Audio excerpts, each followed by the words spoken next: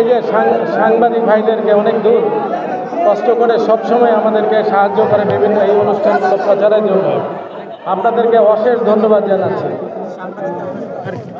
আমরা আজকে এখানে সমবেত হয়েছি দু একটি কথা বলার জন্য। আমরা এই রামগঞ্জ এটি ধানের শীষের উর্বর এলাকা।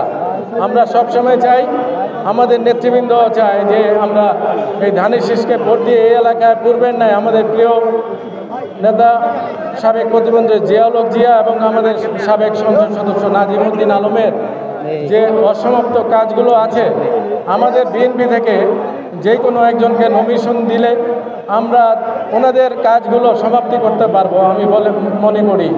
আমরা চাই যে আমাদের এই এলাকা থেকে ধানের শীষে প্রার্থী দেবে আমাদের প্রিয় তারেক রহমান এবং সে ভোট দিয়ে ধানের শীষ ভোট দিয়ে আমাদের প্রিয়তা তারেক রহমান এবং খালেদা জিয়ার হাতকে শক্তিশালী করবে। আপনারা জানেন বিগত যতবার ইলেকশন হয়েছে এই লক্ষ্মীপুরের 4টি আসনই আমাদের ধানের শীষের আপনাদের ভোট দিয়ে আপনারা আমাদেরকে উপহার দিয়েছেন। আমরা চাই ভবিষ্যতেও আপনারা ধানের শীষে ভোট দিয়ে আমাদের যে কোনো একজনকে নেতৃত্ব তুলে দিবেন। আমরা এর যে কোনো অবিচার হয় কিনা আমাদের নেতৃবৃন্দকে বলতে চাই, জাতীয়বাদী দল জিন্দাবাদ, তারুণ্যের অহংকার তারেক রহমান জিন্দাবাদ, আমাদের মা বেগম খালেদা জিয়া জিন্দাবাদ, বিএনপির প্রতিষ্ঠাতা চেয়ারম্যান মরহুম জিয়াউর রহমান সাহেব অমর হোক। ধন্যবাদ সবাইকে। আসসালামু আলাইকুম।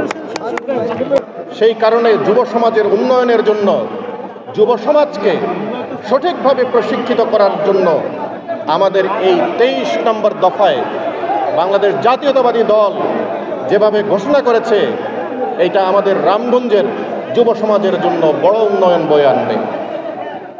আমাদের রামগঞ্জের প্রায় 25,000 লোক যারাই দেশের বাইরে থাকছে, এর বড় একটা অংশ হচ্ছে নতুন করে তাকে চিকিৎসা করে তাকে স্বাভাবিক জীবনে ফিরিয়ে আনা। কি আমাদের রাজনৈতিক অঙ্গনে কি আমাদের এই রাজনৈতিক পোর্টফোলিওতে কি পড়ে না?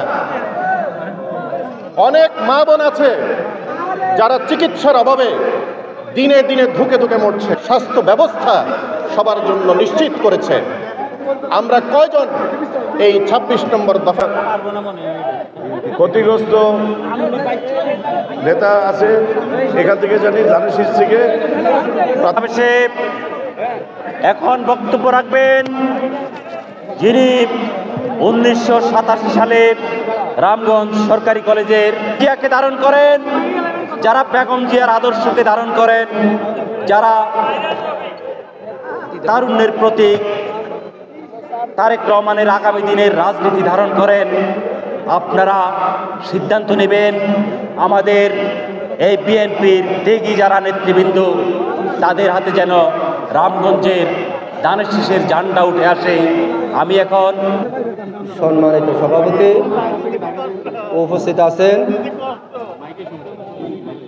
ঢাকা মহানগর দক্ষিণ বিএনপির সিনিয়র যুগ্ম আহ্বায়ক জনাব হারুন রশিদ হারুন ভাই উপস্থিত আছেন, যারা আন্দোলন সংগ্রাম করছে সেই নির্যাতিত নিপীড়িত ভাইয়েরা।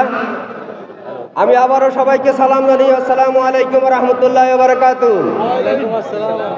আজকে বক্তব্য দিতে আসছে দীর্ঘদিন পরে জনসমাবেশে আমরা এখানে উপস্থিত আর আদর্শ সংগঠন জাতীয়তাবাদী ছাত্র দলের মধ্য দিয়ে রামগঞ্জ কলেজের মধ্য দিয়ে রাজনীতি আরম্ভ করি।